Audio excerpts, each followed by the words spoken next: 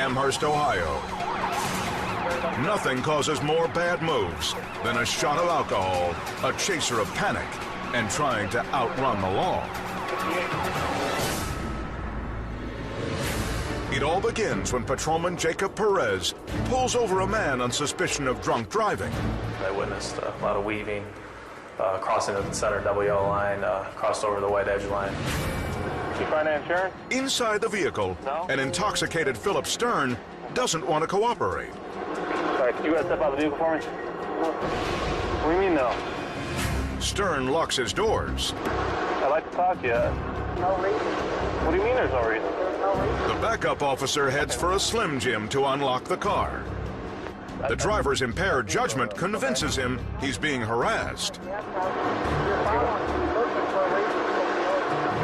I wasn't looking for a reason.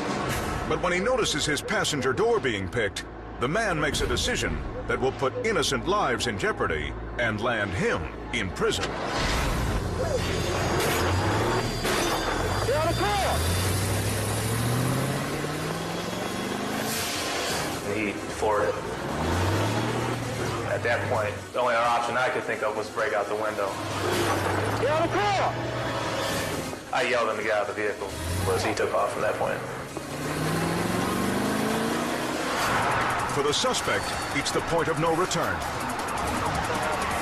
Propelled by booze and anger, he mashes the accelerator, determined to escape. But when he charges through a red light, his flight is cut dreadfully short.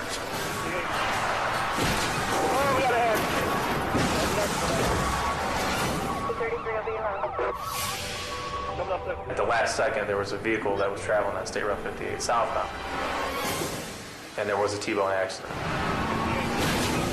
Oh, we got an accident. This vehicle flipped over at least once, maybe twice. Airline 31 center. He was unconscious at the time. Mr. Stern. Mr. Stern, you okay? He was bleeding. Mr. Stern.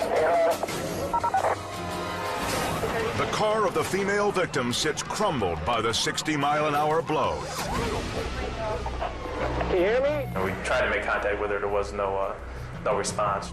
Ma'am. Stern will eventually come to, but the woman is in critical condition. By the time the renegade sobers up, his fate is sealed. He eventually pleads guilty to felony charges, which could put him away for decades. All because of one alcohol-fueled decision to show up the police. I don't know what was going through his head. It ended up being a bad decision.